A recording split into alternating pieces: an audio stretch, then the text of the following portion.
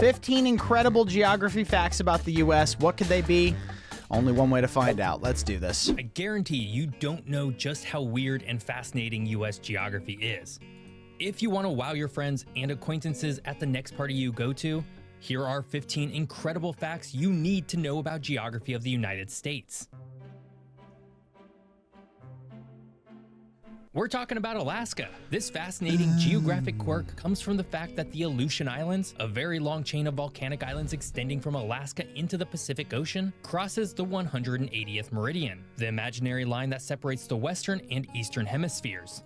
I have always wondered, since the Earth is naturally round, at what point does east become west? And now I know. It's at the 180th meridian. I learned something new already in this video. That's incredible. The islands lie west of this line. Alaska is both in the western and eastern hemispheres, making it technically the easternmost U.S. state. This is an odd distinction, as we typically associate the easternmost points of the U.S. with places like Maine, but geographically, Alaska holds the title for both. And so there's only two countries that are both in the east and west hemisphere. That would be Russia and the United States. Am I crazy? Let's look that up. That's another fact for you. There might be some that have territories. Russia, the United States, France, Spain, Norway, Denmark, Kiribati. Okay. Yeah. Never mind. Huh. All right. Since we're already talking about the eastern seaboard, which state do you think is closest to Africa? Which state is closest to Africa? It's gonna be like Hawaii or something, I think. Because it's not Florida. That would be too obvious, right? I'm gonna do a crazy guess, Hawaii. It might seem surprising, but Maine is geographically closer to Africa than Florida. Dang it! Specifically, Hawaii was so stupid! What a dumb guess!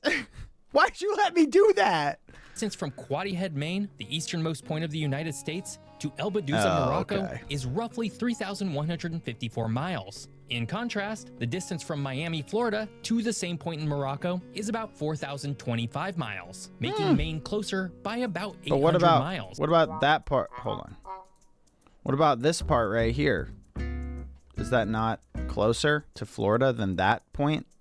25 miles, making Maine closer by about 800 miles. This surprising fact is due to the curvature of the Earth and the positioning of the continents. While Florida sits much farther south and is closer to the equator, which runs through the heart of Africa, Maine's location is much farther east, and Africa extends much farther north than many people realize. This geographic quirk highlights the often unexpected results of global geography, where straight lines on maps don't always tell the full story due to Earth's spherical shape. I fell right into that trap already.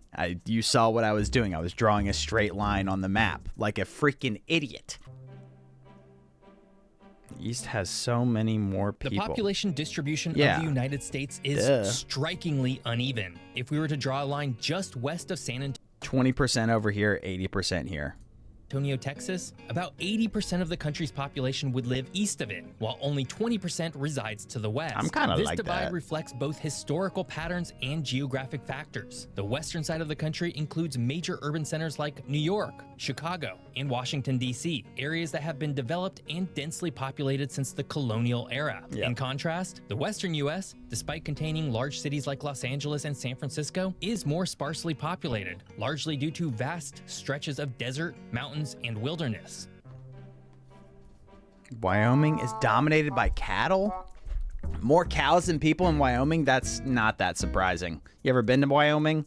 It's pretty sparse. Wyoming is, of course, known for its vast open spaces and rugged landscapes. But perhaps most notably, it's known for its extremely low population. In fact, Wyoming's population is so low that it actually has more cattle than people. With a population of just over 580,000, it ranks as the least populous state in the US. Meanwhile, the state's agricultural industry is dominated by cattle ranching, with roughly twice as many cows as people.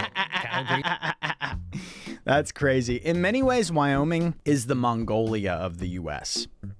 I'll explain. Sparsely populated, 1. more bovines than people. I don't think there's more cows than people in Mongolia, but there's more horses than people in Mongolia. Vast grasslands that are really windy. Rugged landscapes. Genghis Khan. Kinda. Okay, here you go. While there's no direct historical link between Genghis Khan and Wyoming, a Wyoming native named D.D. Anders participated in the Mongol Derby, a race that recreates the horse messenger system developed by Genghis Khan. I rest my case again. Stretching Canada and the approximately US. 5,525 miles, the longest international border in the world is between boy. the United States and Canada. This immense boundary runs from the Atlantic Ocean in the east to the Pacific in the west. It also includes the border between Alaska and Canada, which alone spans over 1,500 miles. I've always wondered how this border was legitimately the longest border, but I've never considered the fact that it includes the Alaska part too, because we border Canada on, so many different spots. Makes a lot of sense when you really look at it on the map. Despite its length, the US-Canada border is known for being relatively peaceful and unfortified. Additionally, the two countries have various agreements to manage their border, including the Great Lakes St. Lawrence River Basin Sustainable Water Resources Agreement, as well as various bless you. including the Great Lakes St. Lawrence River Basin Sustainable Water Resources Agreement, as well as various partnerships for national parks that straddle the boundary. It's going to be a shame when Canada becomes part of the U.S. that we're going to lose the longest international border title. That's probably actually going to go to China at that point. China and Mongolia or something. Let's see who's going to get it. The Kazakhstan-Russia border. That would be a shame to give that to the commies. Speaking of the Great Lakes, Lake Superior, Michigan, Huron, Erie, and Ontario are a global freshwater treasure, holding about 21% of all surface freshwater on Earth. These 5 interconnected lakes contain over 6 quadrillion gallons of water. 21% of all freshwater? What? Wow. I mean, I knew that they were big, but I didn't know they were that big. I know they're deep. Superior's crazy. Superior's tidal. It's so big. Drinking water for over 40 million people in the US and Canada. Formed by retreating glaciers at the end of the last ice age, the Great Lakes span more than 94,000 square miles and are vital to North America's ecology and economy. Today, the Great Lakes water is protected by the Great Lakes Compact, a legally binding interstate agreement between Illinois, Indiana, Michigan, Minnesota, New York, Ohio, Pennsylvania, Wisconsin, and the Canadian provinces of Ontario and Quebec. Sorry to break up your 15 geography facts, but I wanted to give you an extra fact. No. Did you know that your body needs about... No. Colorado's borders aren't straight lines. Hold on. I'll be the judge of this. Is it because of some sort of Mercator projection issue, or is it because they legitimately aren't straight, or maybe they just are sort of curved a little bit? I don't know. Looks pretty straight to me. Let's hear him out, though. Now let's take a look at Colorado. This state is known for its rectangular shape, but its real borders are not as straight as they appear on maps. When Colorado was created in 1876, its borders were meant to follow specific lines of latitude and longitude. However, the tools used for surveying in the 19th century were not as precise as modern GPS technology, leading to slight inaccuracies. Over time, as more accurate surveys have been conducted, minor corrections have been made to the state's boundaries. These changes are mostly imperceptible to the average person, but demonstrate how geography and human technology can influence the way we define political. It's right there. Right by Edith. That's crazy. Imagine you used to live in New Mexico, but now you live in Colorado. I'd be pissed, man. Also, rectangular states, hilarious. Wyoming, Colorado, those are the only 2 that are perfectly rectangular, right? Well, they're not perfectly rectangular, excuse me. But they really did just make a big square on the map, and they said, yep, right about here on the 38th parallel, we will put this, and then we'll put a vertical line up here, and that'll be Colorado, and that'll be Wyoming? Yeah, sounds good. All right. And then they went home for the day.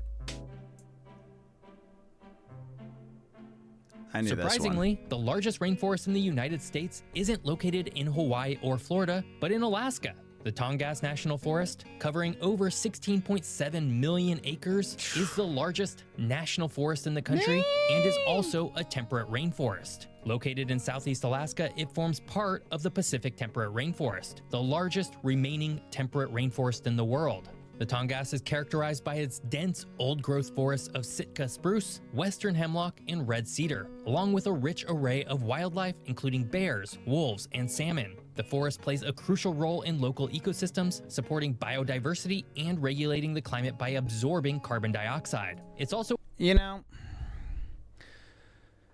I'll hear you out on this one, but I really think that a rainforest, in most people's minds, is tropical. Doesn't make a ton of sense to call the Pacific Northwest a rainforest. I get it. Technically, it rains a lot there, but you come up to a person on the street, you ask them, hey, can you describe to me what a rainforest is?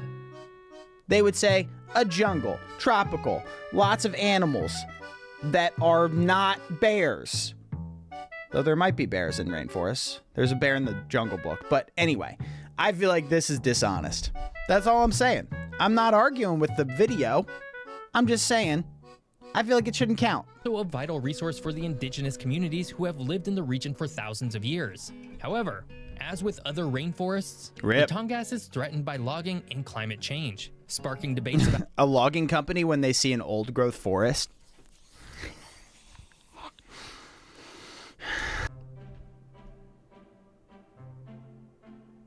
In California, Mount Whitney and Death Valley are only 85 miles apart, yet they represent two of the most extreme points in the contiguous United States. 85 miles apart? Mount Whitney, standing at 14,505 feet, is the tallest mountain in the lower 48 states, while Badwater Basin in Death Valley, at 282 feet below sea level, is the lowest point. That's actually crazy. I forgot Death Valley is the lowest point. This is absolutely bizarre, and we'll get back to it, but what's surprising to me about this is that Mount Whitney is the tallest mountain in the lower 48.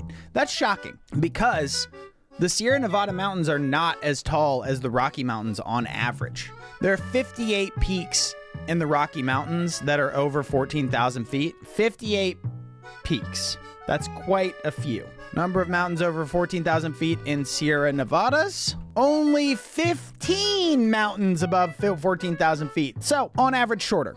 Let's just go with it. But the tallest mountain in the lower 48 is there. So it's kind of weird. In Death Valley, at 282 feet below sea level, is the lowest point. This proximity between such extreme elevations is a result of the unique tectonic and erosional forces that shape California's landscape. Death Valley's basin formed due to the stretching and thinning of the Earth's crust, while Mount Whitney rose from tectonic collisions.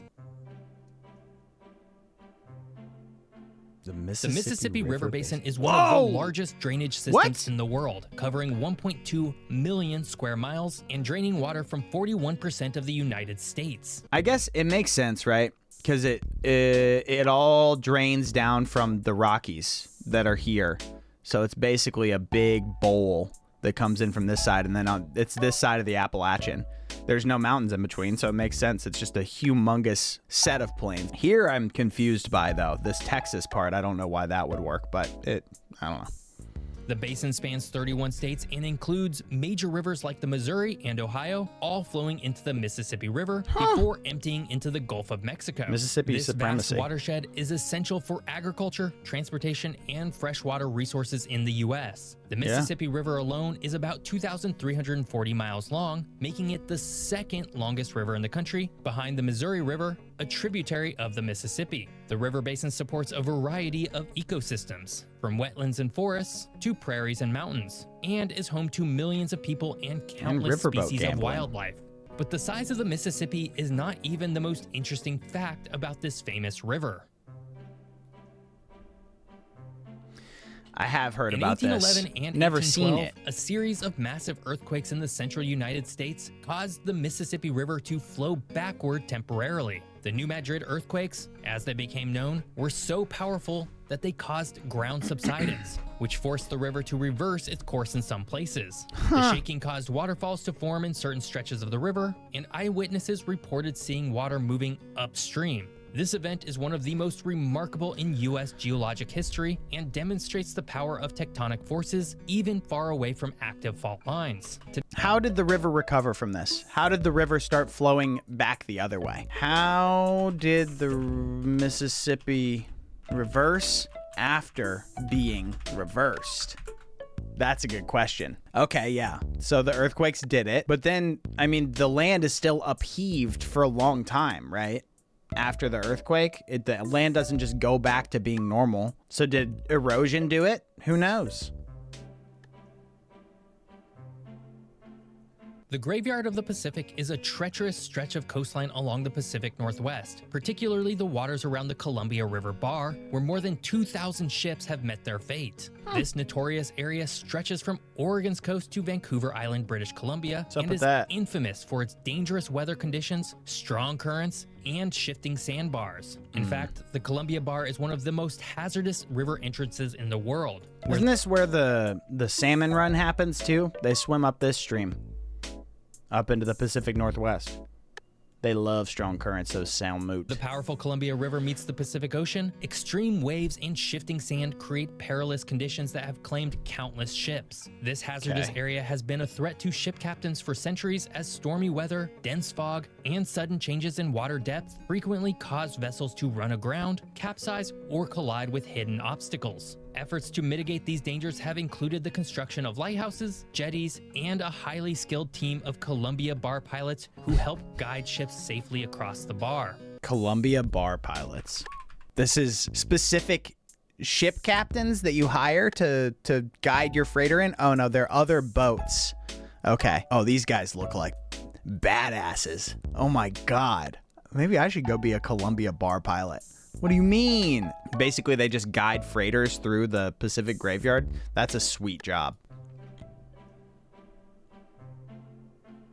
Kentucky's Mammoth Cave National Park is home to the longest cave system in the world, with over 400 miles of explored passages and potentially many more yet to be discovered. Mammoth Cave has a rich history, with indigenous peoples using the caves thousands of years ago and modern explorers continuing to map its vast network of tunnels. The cave system is formed from limestone and shaped by the slow action of groundwater eroding the rock over millions of years.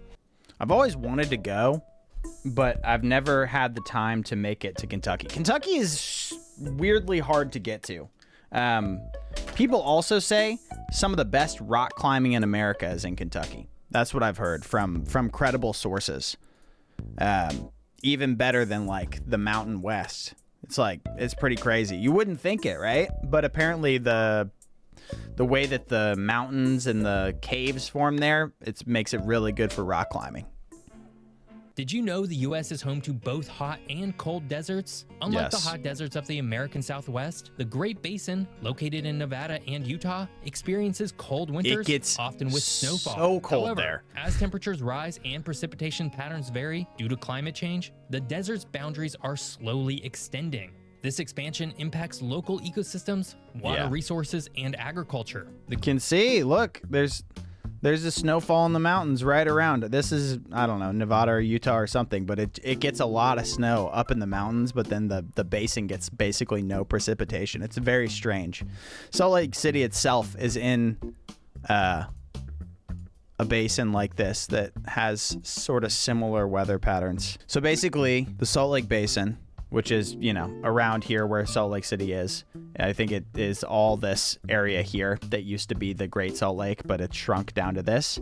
So these mountains, they intercept all the precipitation, and then this is all super dry. So you'll be up here getting snow in the mountains, down here completely dry. 40 degrees, 12 degrees, 10,000 foot elevation difference too. Maybe not quite 10,000 feet, but 5 to 8,000 foot elevation difference. Very interesting. It's like within 20 minutes, you can be in a completely different biome. Hawaii, specifically the Big Island, is the only U.S. state that's physically growing. This is due to the ongoing volcanic activity of Kilauea, one of the most active volcanoes on Earth. When lava from Kilauea flows into the ocean, it cools and solidifies, adding... Hold on. It's like... That's literally the Earth vomiting into the ocean. That's crazy. It's wild that it's like a solid waterfall of magma. Can you see this somewhere? Is it always like this? Kilauea flows Cool. into the ocean, it cools and solidifies, adding new land to the island's coastline. Over the past few decades, Kilauea has continuously erupted, increasing the island's size by hundreds of acres. Anyway, hope you enjoyed that.